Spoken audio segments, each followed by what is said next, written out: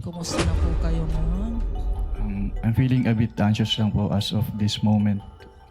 Nervous? Anxious? Okay. Huwag kang mag-anxious. Tanging si Vice Presidente Sara Duterte lang po yung aking na-audit. Magandang umaga, Mr. Witness. Magandang umaga po. Kumusta na po kayo ngayon? I'm feeling a bit anxious lang po as of this moment. Nervous? Anxious? Okay. Huwag kang mag-anxious. Please state your name again. Your name, your age, and occupation and other personal circumstances, Mr. Witness. I am Roderick C. Wamil, 34 years old and currently an audit team leader of the Commission on Audit Pasay City. Before I ask you about your present occupation, give us a educational background. What is your educational background, Mr. Witness? Ako po ay nagtapos ng Bachelor of Science in Accountancy from the Central Luzon State University at ng Juris Doctor degree from the Arellano University School of Law. So you are both an auditor and a lawyer. Yes, ma'am. Okay. Ngayon, nagtrabaho ka sa COA. Yes, ma'am. How long have you been working for the Commission on Audit? I've been with the Commission on Audit for more than 11 years po. 11 years. And what position in the COA do you presently hold? I presently hold the position po of attorney of the Commission on Audit.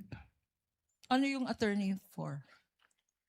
It is yung description of the position po na hinahawakan ko. But currently po, I am an audit team leader po sa Commission on Audit Pasay.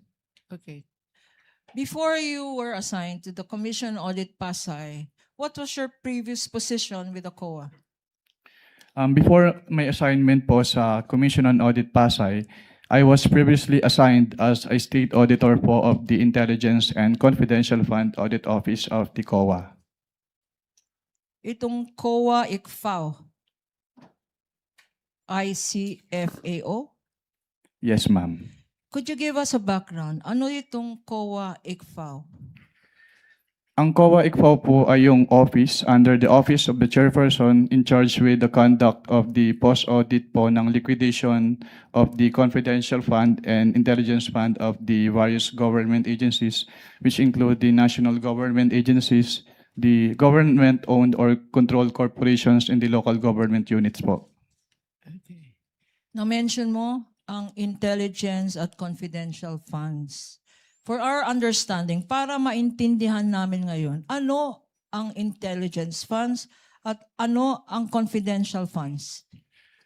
Ang intelligence funds po under the Joint Circular 2015-01 ay yung lump sum appropriation po na provided in the budget of the agency concerned with respect to their intelligence operations. While Ano naman ang confidential funds? ang confidential fund po based on the Joint Circular 2015-01 ay yung lump sum appropriation po ng concerned agency para sa kanilang confidential expenses. At you earlier said, sinabi mo kanina na ang office ng ICFAO ang nag-audit ng national government agencies. Anong ibig sabihin ng nagko-conduct ng audit? Anong klaseng audit ang ginagawa ng COA ICFAO? Ang audit po na ginagawa ng COA ICFAO ay compliance post-audit po. What do you mean by compliance post-audit? When we say compliance post-audit po, we evaluate a certain subject matter which is covered by the audit with respect to a certain criteria po which is usually po yung applicable laws, rules, and regulations. And in case of the confidential and intelligence fund, ini-evaluate po namin yung liquidation ng confidential and intelligence fund based dun sa criteria na presented ng Joint Circular 2015-01. At pag sinabi naman pong post-audit, ginagawa po namin yung audit after the fact of the disbursement. So ini-evaluate po namin kung yung disbursements ay properly supported with complete documents as required by the applicable rules and regulations, and if yung disbursements po ay hindi illegal, hindi irregular, or hindi improper. At sa pag-conduct na sinabi mong post-audit, ano ang basihan ng ginagamit natin? Ang ginagamit po namin sa ICFAO ay yung Joint Circular 2015-01. Can you tell us ano itong Joint Circular 2015-01? Ang Joint Circular 2015-01 ay yung nagpo-provide po ng guidelines on the entitlement, the use, the release, the reporting po at yung audit ng confidential fund at ng intelligence fund of the various government agencies. If I show you a document now entitled, and this for appreciation of the Honorable Senate Impeachment Court is being flashed on the screen with the permission of the presiding officer. Council may do so and may proceed. I'm showing to you now a document entitled the Joint Circular 2015, which for identification has been marked as Exhibit P-1-4 for the prosecution. -E. Showing to you this document, we have here, Your Honor, we're being assisted here Assisting by counsel may approach. our Associate Attorney Mark Peña. Likewise, assisting counsel for the respondent may approach Thank you, Your Honor. the witness.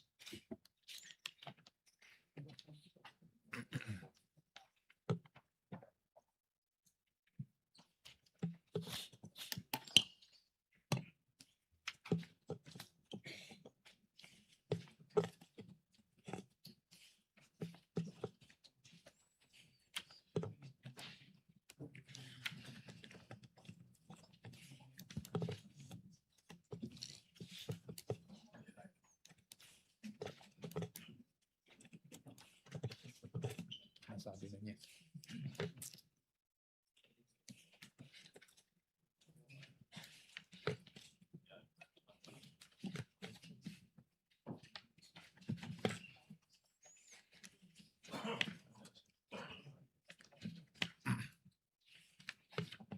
While we're waiting, counsel, Attorney Kapunan, would you like to identify this document as previously marked so that we can have it on the record and for the reference? Your Honor, of please, the- Mr. Witness, what relation does this joint circular have to the joint circular that you mentioned na basihan ng inyong audit, post-audit?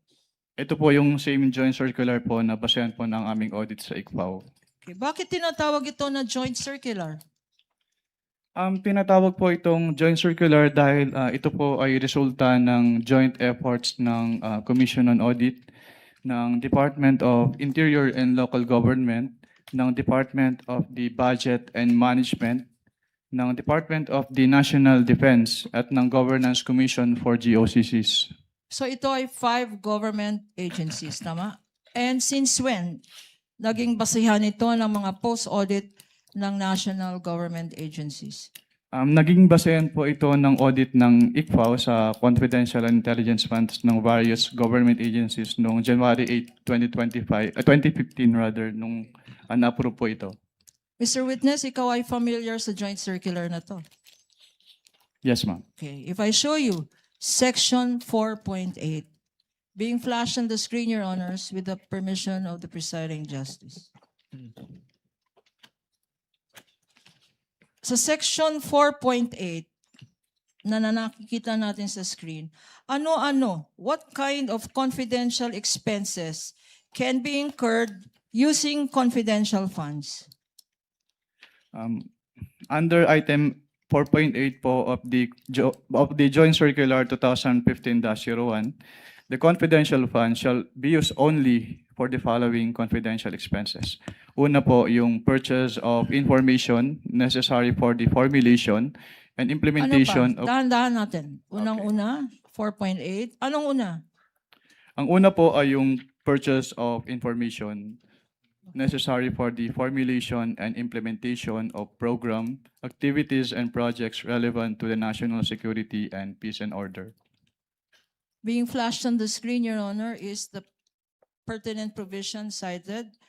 Pangalawa, ano pa ang examples ng confidential funds or kung ano ang pwedeng paggamitan ng confidential funds? Pangalawa po ay yung rental of transport vehicle related to confidential activities. Also being flashed on the screen for easy reference. Pangatlo, ano pa?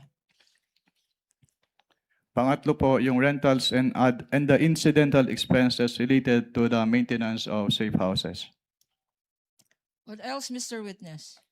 Pang-apat po yung purchase or rental of supplies, materials and equipment for confidential operations that cannot be done through regular procedures without compromising the information gathering activity concerned. What else, Mr. Witness? Ano pa? Panglima po, yung payment of rewards to informers who must not be employees of the concerned government agency, subject to 3 conditions. First is yung approval by the head of the agency. Second, it must be supported with documents evidencing the success of the information gathering and or surveillance activities on account of the information given by the informer. Pangatlo, it must be directly related to the conduct of the specific confidential activities of authorized agencies. For purposes of the records, Your Honor, the witness cited 4.8.1 up to 4.8.7 of the Joint Circular Um, 2015. hanggang 4.8.5 pa lang po. Okay. Sorry. What else, Mr. Witness? Pang-anim po is to uncover or prevent illegal activities that pose a clear and present danger to the agency personnel or property or other facilities and resources under the agency protection done in coordination with the appropriate law enforcement agencies. And last po, yung others that may be authorized by the GAA or other special laws. Okay. 4.8.1 up to 4.8.7. Up ang refer po ng ating witness of Section 4.8 of the Joint Circular. Base rin sa Joint Circular na to, ano naman kung merong mga pwede, ano naman ang mga hindi pwede, yung mga bawal na confidential, alleged confidential expenses. Under 4.11 po, may specific expenses po na enumerate na hindi pwedeng paggamitan ng confidential fund. Una po yung salaries, wages, overtime, additional compensation, allowance or other fringe benefits of officials and employees who are employed by the government in whatever capacity or elected officials except when authorized by law. Pangalawa, yung representation, consultative fees or entertainment expenses. At pangatlo, yung construction or acquisition of buildings or housing structures. For the record, Your Honor, reference is made to 4.11.1 up to 0.2 and as well as 0.3.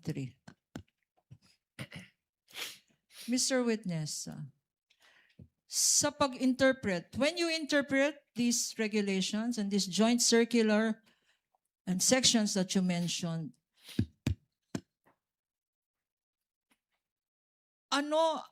what terms of compliance are you thinking about? Ito ba ay substantial compliance or strict compliance? Strict compliance po, Madam. Bakit, Mr. Witness? Why do you follow strict compliance instead of substantial compliance? We follow po strict compliance since what is involved po ay public funds. So dapat strict yung accounting and auditing rules to prevent yung misuse ng fund. At and this is this is expressly stated in the joint circular. What you said, strict compliance. Yes, ma'am. Okay. Now, 9 years you said sa COA ICFAO. With the permission of counsel, Mr. Witness, it is mentioned in the JMC that it should be strictly interpreted, and you said it's in the JMC. Where? Sa last paragraph po ng 1.0, Your Honor. last paragraph ng 1.0. So in the rationale. Yes po, Your Honor. Thank you. You may proceed, Counsel. Now, Mr. Witness, you mentioned earlier na 9 years ka na with the COA ICFAO at meron kang mention that you post-audited certain government agencies. During your term, what years were you, incidentally, with the COA ICFAO? I was with the COA ICPAO po from September 2014 until February of 2024. Okay. In this period of time, from 2014 to 2024, could you tell us how many vice presidents have you audited? Ang tanging nung time lang po ni Vice Presidente Sara Duterte. But there were 3. Who were the vice presidents during this period? Ang naging mga Vice Presidente po since I assumed with ICPAO in 2014 ay si dating Vice President Binay at si dating Vice President Leni Robredo at yung ating incumbent Vice President po na si Sara Duterte. So 3 vice president, Vice President Binay, Vice President Robredo, at Vice President Sara Duterte. Sino-sino sa kanila ang inaudit mo tungkol sa confidential funds? Ang buhat po nung nag-assume ako nung 2014, tanging si Vice Presidente Sara Duterte lang po yung aking na-audit na may Bakit, confidential fund. Bakit, Mr. Witness? Bakit Vice President Sara Duterte lang ang inaudit mo ng confidential funds? Dahil po, since nung nag-assume po ako ng 2014 sa ICPAO, wala pong naging appropriation for confidential funds si dating Vice President Binay at si dating Vice President Robredo. Tanging si Vice President Sara Duterte lang po yung nagkaroon ng appropriation for the confidential funds. And in the same period of time, 2014 to 2024, kasama ba sa mga national agencies na minention mo ang Department of Education? Yes, ma'am. And during this period, 2014 to 2024, sino-sino ang mga secretaries ng Department of Education? Sa pagkakaalala ko po, ang mga naging DepEd secretaries po ay dating Secretary Luistro, dating Secretary Briones at ang ating Vice Presidente in her concurrent capacity as the DepEd Secretary during that time po. At sino sa tatlong ito, sino-sino sa mga secretary ng DepEd ang inaudit mo for confidential funds? Tanging si Vice Presidente Sara Duterte lang po as the DepEd Secretary. Bakit, Mr. Witness? Dahil siya lang po yung naging DepEd Secretary na nagkaroon ng confidential funds ang DepEd. And could you tell us how much was the confidential funds of the Vice President that you said you audited? May I clarify po kung anong office po yung tinutukoy niya. Office of the Vice President. Sa Office of the Vice President po, ang kanilang naging confidential fund ay from the fourth quarter of 2022 until third quarter of 2023 ay 125 million pesos per quarter. So ang total po nun ay 500 million pesos. Magkano naman ang confidential funds na inaudit mo sa DepEd, Department of Education? Ang inaudit ko naman po sa Department of Education, since ang kanilang cash advances ay from the first quarter of 2023 until the third quarter of 2023, at meron silang 37.5 million pesos quarterly cash advances. So ang naging total po nun ay 112.5 million pesos. Thank you, Mr. Witness. Ngayon, you said that you conducted the post-audit of both offices. Pag nagko-conduct ng post-audit, ano ang rini-require na documents para sa confidential funds? Ang nire-require po namin na documents ay yung mga requirements as provided under the Joint Circular 2015-01 o yung mga tinatawag na liquidation documents po. Ano-ano ang mga liquidation documents na to?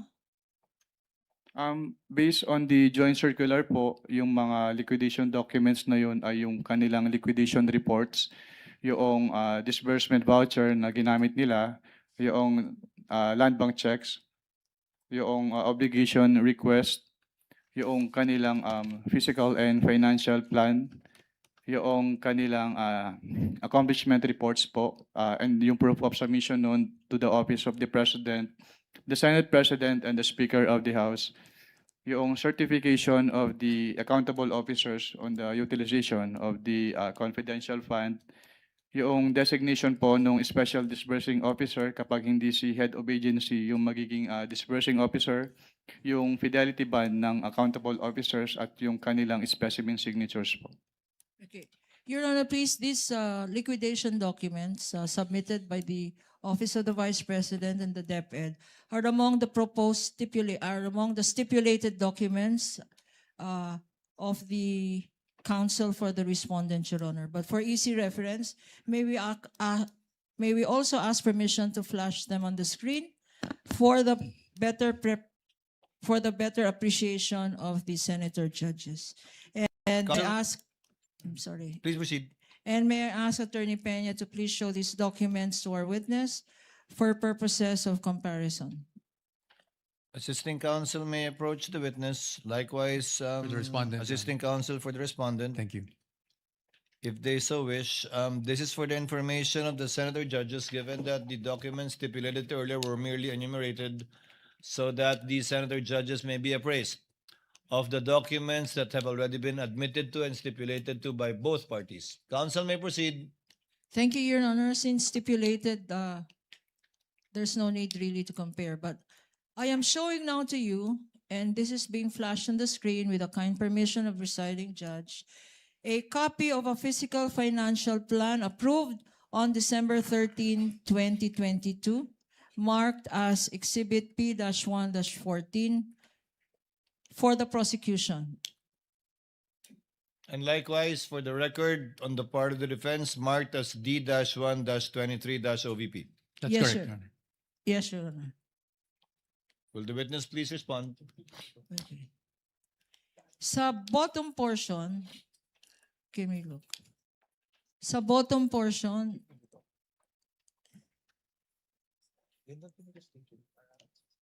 there appears a signature under the words. Meron pong signature sa words. Approved by. There. Anong ibig sabihin ng approved by? Ang ibig sabihin po ng approve by ay inapprove po noong nakapirma yung contents ng physical and financial plan po based on that document.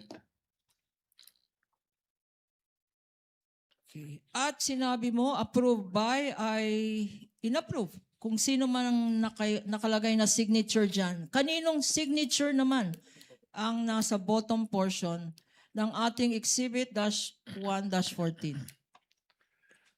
Kay Vice Presidente Sara Duterte po. Why are you familiar? Bakit mo kilala? Bakit mo alam ang signature ni Vice President Duterte?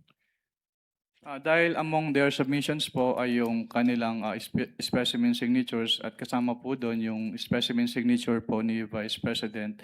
At yung kanyang pirma po doon sa specimen signature submitted ay kaparehas po ng pirma niya dito sa physical and financial plan na ito. Pinakita sa iyo ang isang physical financial plan which you said is a faithful reproduction of the submissions. And this is now being shown on the screen. Ano ang observations mo dito sa physical and financial plan approved on December 13, 2022?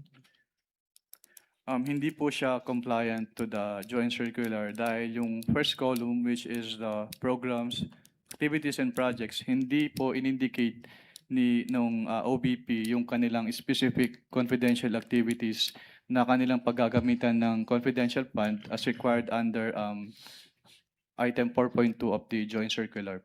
Hindi ito specific according to you and according to 4.2 of the joint circular. Can you please enlighten us? Ano itong section 4.2 ng joint circular?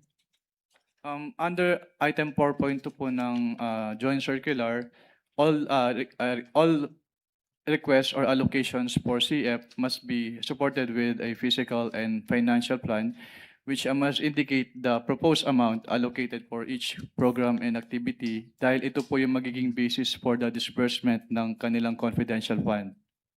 At yung mga sinabi mo, nakikita ba dyan sa dokumentong yan? Wala, based po on this submitted physical and financial plan, hindi po nakikita rito yung kanilang specific confidential activities na kanilang pagbabasihan sa kanilang disbursement. Apart from this, yung nakita mo sa column 1, ano pang ibang observations ang masasabi mo dito sa dokumentong ito? Since yung columns for the expected outcome as well as yung column for the physical target mas match po yung specific confidential activities. So hindi rin po nakamatch or hindi rin compliant yung columns po as mentioned. At bakit? Why do you say na hindi compliant na rin to sa joint circular? Dahil po since hindi naman in-indicate po dito ni Office of the Vice President yung kanilang specific confidential activities, so hindi po na-match based on the information as presented po sa document na ito, yung laman ng expected outcome at yung physical target doon sa kanilang specific confidential activities. And as you stated, what express provision of the joint circular does this violate? The item 4.2 po of the Joint Circular 4.2 na 2015-01. pinakita natin sa screen. Okay. Our next document, Mr. Witness, which we shall show you, is now a certified true copy of Land Bank of the Philippines check number 00002444027, dated December 20, 2022, Exhibit P-1-11-A, common exhibit of the defense as well. Likewise being flashed on the screen, Your Honor.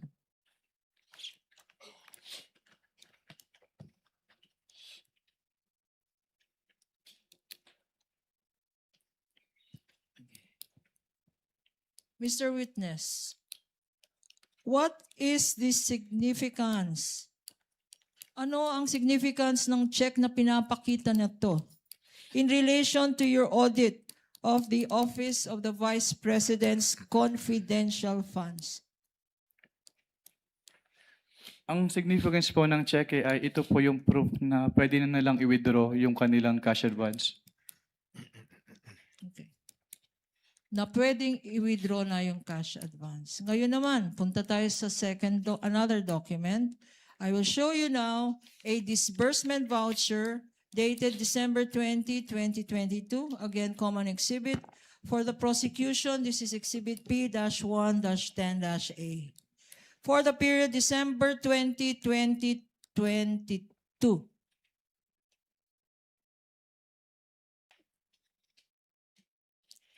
In the middle of this document, pointer. In the middle of this document, there appears a signature under the words, quote, certified expense, cash advance necessary, lawful, and incurred under my direct supervision and control. Okay. Anong ibig sabihin nitong certified expense under my direct supervision? Your Honors, What is kindly, the we would pleasure like of to object on counsel that for one. the respondent? Your Honors, that calls for a conclusion of law. I'm Based on sorry, the counsel? That will call for a conclusion of law on the part of the witness, Your Honor. They're asking for what that means for the witness. Only insofar as how the witness interprets this provision, given that he audited these documents and are part of the submission. Witness may answer. Based on this disbursement voucher po, sinertify po ni Vice President na yung kanilang cash advance ay kailangan naayon sa batas at na-incur po under her direct supervision. And there is a signature here in this document. Whose signature is this, if you know? May i-clarify po kung anong signature po yung tinutukoy. Yung sa Above the name, Sara Z. Duterte. That is the signature po of the Vice President Sara Duterte. What else, if any, observation can you make as regards this document? Under the particulars portion po, nakalagay na yung cash advance is for calendar year 2022, which is not compliant po with the joint circular. Since under the joint circular po, the disbursement voucher shall state the duration of the implementation of the project. Pero since this cash advance is for the fourth quarter 2022, so hindi po tama yung nakalagay dito na yung cash advance is for the calendar year 2022. At ano naman again? Ano ang violation nito sa joint circular? May I refer po to the joint circular, Your Honor, for the specific provision? Witness may refer to the joint circular previously marked.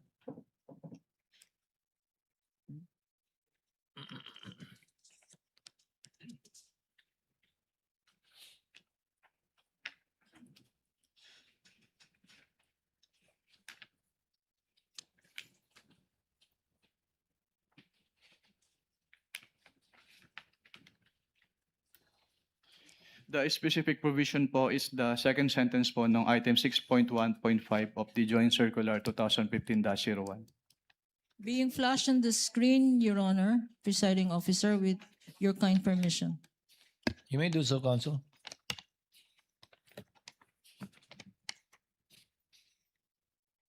Can you read for the record 6.1.5? 6.1.5 of the joint circular, cash advances shall be limited to the requirements for 3 months. The disbursement voucher shall clearly state the duration of implementation of the projects.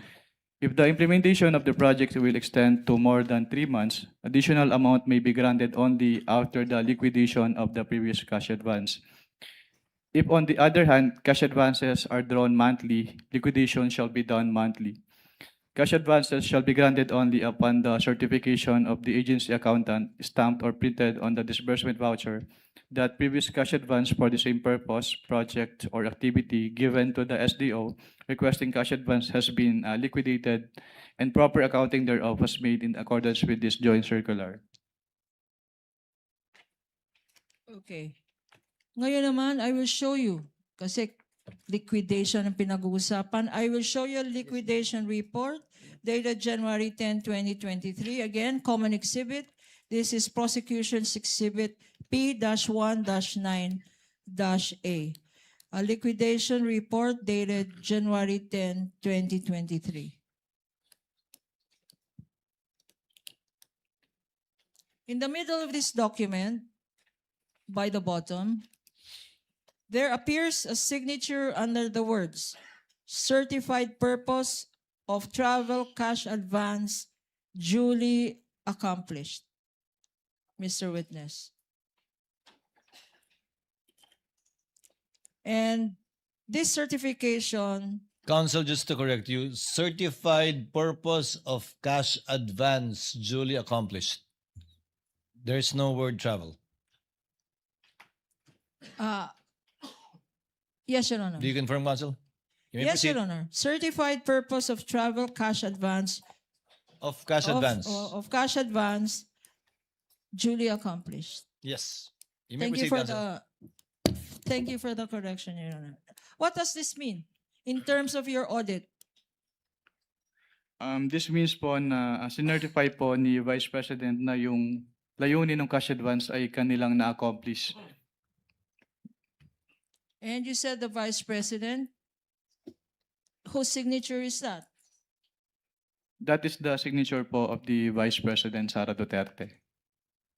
What is the significance of her signature to this document, if any? Ang significance po nung kanyang pirma dito ay kanya nga pong sinertify na yung purpose po nung kanilang cash advance from the confidential fund ay na-accomplish po ng agency. And what are your observations? Ano ang mga observations mo, if any, sa dokumentong ito? Actually, it is one of the pro forma annexes po nung Joint Circular 2015-01. Siguro ang napansin ko lang dito ay yung period covered na December 21, 30, to 31, 2022 since the cash advance was supposedly for the fourth quarter of the 2022 of the OBP. Pero other than that naman po, this document is compliant naman po with the requirement of the Joint Circular 2015-01. Again, para maintindihan namin, sabi mo, ang na-observe mo, yung period. Yung period, Mr. Witness. Anong period cover dito? Based on this liquidation report po, ang period covered ay December 21 to 31, 2022. What is the significance? Bakit mo napansin itong period na to? Napansin ko lang naman po yun kasi yung kanilang cash advance based on the fiscal and financial plan po supposedly is for the whole fourth quarter of 2022. Pero based on this document po, na-disburse lang siya from December 21 to 31, 2022 or around 11 days. Okay. Sinabi mo, whole quarter of 2022. September, November, October, sandali. Can you enlighten me anong quarter dapat yun? October, November, December.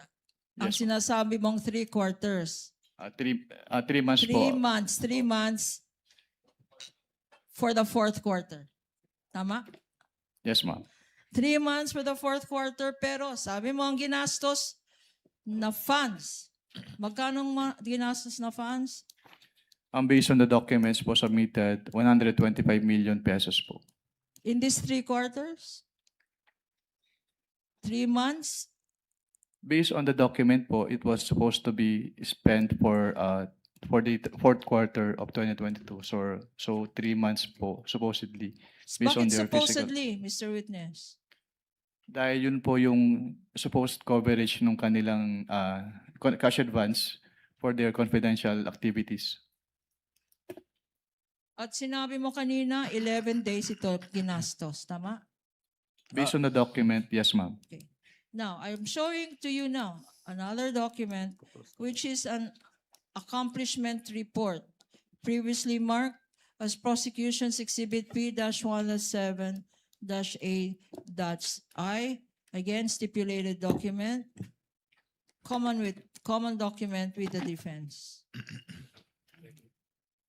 What relation does this have? No. We request permission to have it flashed on the screen as well. You may do so, counsel. Clerk of court is so directed. Can you repeat the question po, ma'am? Now, look at the screen and look at your document. What is the relationship of this accomplishment report that I am showing you in relation to those documents submitted by the Office of the Vice President? This is the same accomplishment report po na sinamit ni Office of the Vice President sa ICFAO. Okay. And there appears here in this document under the words approved by.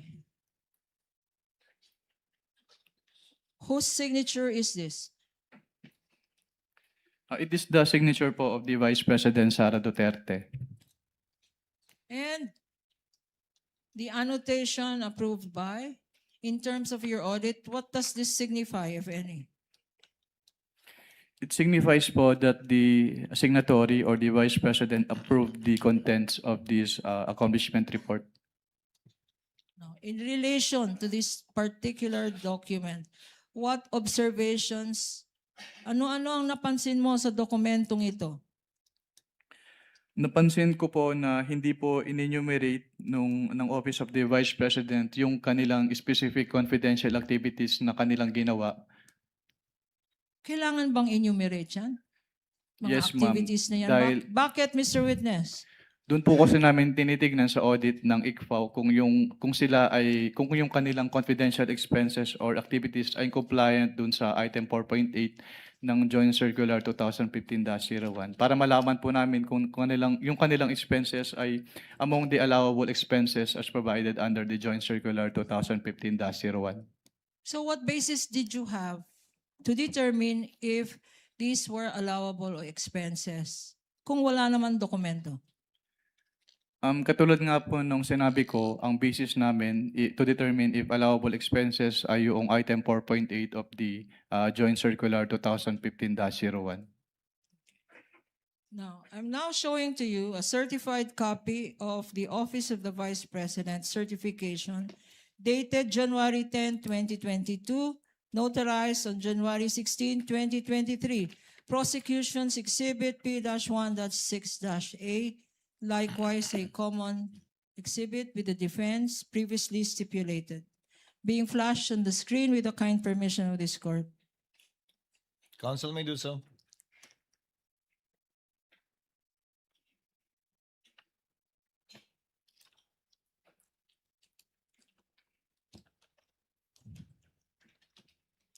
Dito sa baba, may pirma sa ilalim ng mga salitang attested. Kaninong signature itong nakikita natin dito? Ito po ay signature ni Vice Presidente Sara Duterte. At anong ibig sabihin under your circular ng attested? Ang ibig sabihin po ng attested ay kanyang kino-confirm at bine-verify na yung contents ng certification na ito ay totoo. What other observations? Ano pa ang mga na-observe mo sa dokumentong ito? Ang napansin ko po dito yung date of execution ng certification, January 10, 2022. Ano pa? January 10, 2022. Why is this significant? Because it is supposedly the date of the execution ng certification, pero yung kanilang cash advance ay for the fourth quarter of 2022. Yung cash advance nila ay para sa anong period? For the fourth quarter po of 2022. Pero ang certification ay January 10, 2022. Yes po, based on this document po. And based on this document, when was it notarized? It was notarized po on January 16, 2023. 2023. Okay. Ano naman? In your observation, what provision of the joint circular does this certification violate? If you Actually, ito po yung isa sa proforma annexes ng joint circular. So, wala naman po kaming nakitang violation aside from the date of the execution. no. So yung sinasabi mo, nakikita dito yung discrepancy ng mga dates. Based on this document po, yes ma'am, may discrepancy yung dates. Okay. Now, dahil dyan, what action did you take, if any? After what po ma'am? After itong nakikita mong certification, Ang naging action po namin, actually, yung naging audit namin is yung for the whole of the liquidation documents na sinamit ng OBP. Pero dito po, wala po kaming naging particular finding dito. Sinasabi ko nga po, it is one of the annexes po under the Joint Circular 2015-01 and they submitted naman po yung certification as required. okay. Earlier, nagpakita tayo ng certain liquidation documents, yung physical and financial plan, yung disbursement vouchers, yung land bank check, yung liquidation report. What actions did you take, if any, after your evaluation of these documents submitted by the Office of the Vice President? After the evaluation po of those documents, since I noted that the documents are not compliant with the requirements of the Joint Circular 2015-01, I drafted po an audit observation memorandum which I submitted for review to my division chief. Can you tell us, Mr. Witness, anong ibig sabihin ng Audit Observation Memorandum or AOM? Ang audit observation memorandum po under the Joint Circular 2015-01 ay written notification to the accountable officers explaining to them or informing them the deficiencies po noted during the audit and requiring them to submit an explanation or to submit the documents being sought po dun sa AOM or both. So, itong AOM was on account of sinasabi mong discrepancies. Yes, ma'am. Na-point out mo na dito sa Honorable Court. Now, if I show you a copy of this audit observation memorandum that you mentioned, please identify the same. Assisting counsel for both parties may approach the witness. Your Honor, please again, this is a common exhibit. This is exhibit P-1-12-A dated September 14, 2023 for the prosecution. Likewise, a defense exhibit, Your Honor.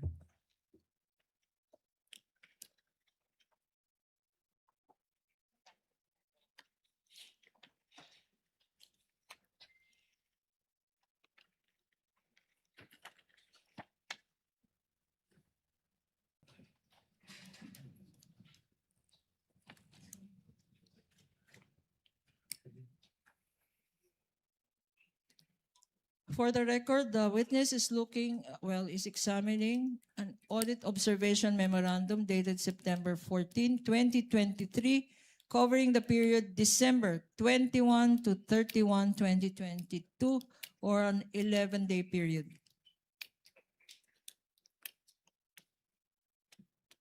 Proceed, counsel.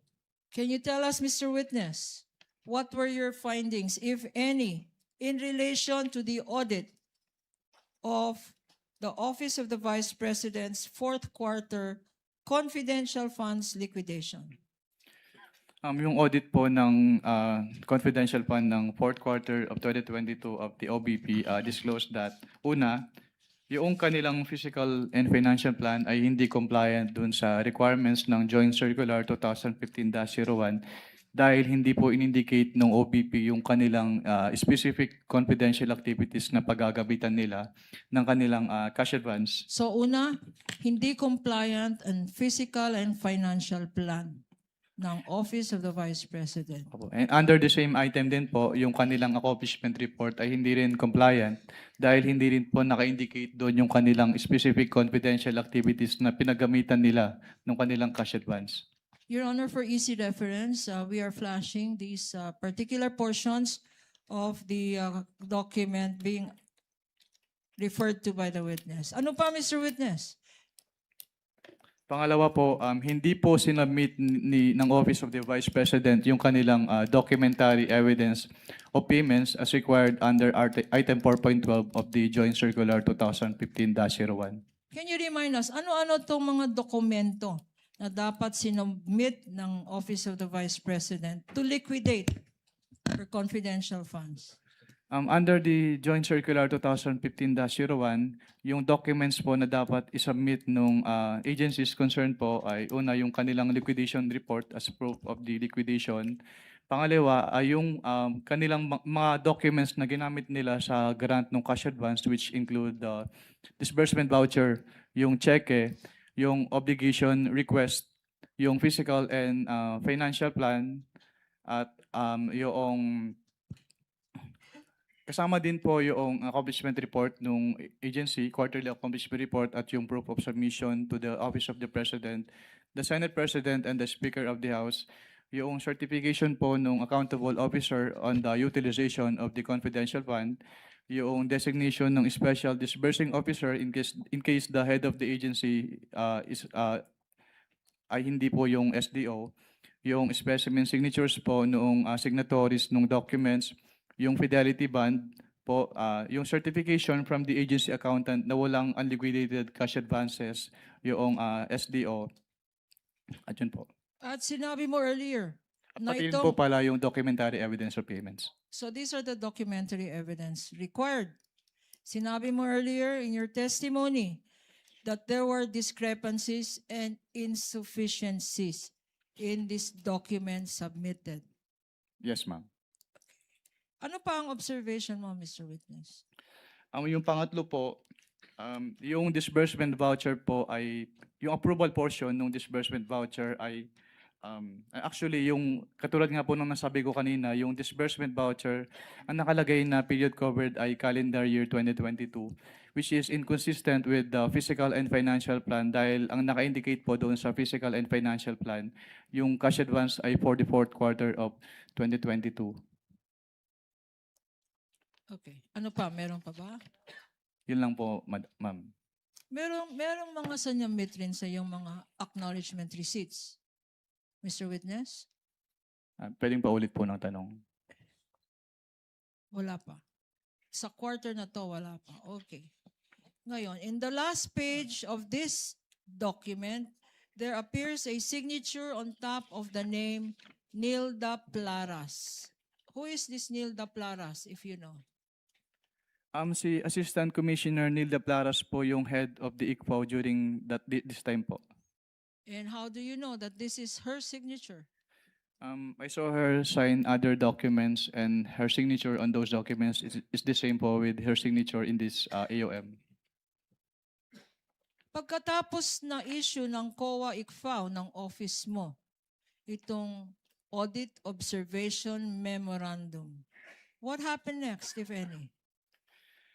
After po ma-issue, tama po ba yung tanong? Ma-issue? Yes, pagkatapos na issue ng After ma-issue, actually, Eh, after ma-issue po ba yung tanong niyo, ma'am? issue, I'm May sorry. issue. After ma-issue po yung AOM, inattempt po namin sa ICFAO, inattempt ng ICFAO na i-serve yung AOM dun sa office address ni Office of the Vice President. Pero Na-serve ba ito sa Office of the Vice President? hindi po dahil hindi po siya tinanggap dahil ang sabi po sa ICFAO ay wala pong authorized person to receive the AOM. When was this attempt at service of this AOM? It was around the second week of September of 2023 po. So what happened next? Nung hindi ka kayo successful mag-serve ng AOM, what did you do? Actually, on the afternoon of the same day po na nag-attempt si ICFAO na mag-serve ng AOM, nag-submit po si Office of the Vice President ng revised accomplishment report sa ICFAO. So on the same day, hindi nyo na-serve but nag-submit ng revised accomplishment report ang Office of the Vice President.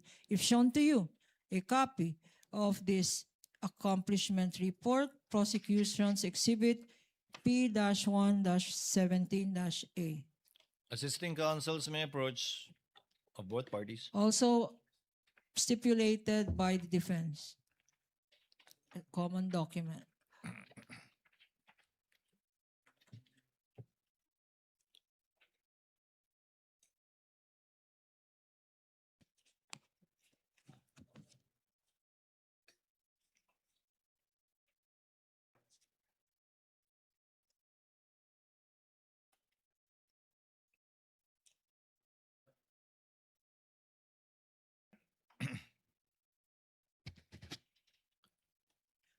Mr. Witness, ano ang significance, if any, nitong revised accomplishment report? Ang significance po nito, dito po naka-indicate yung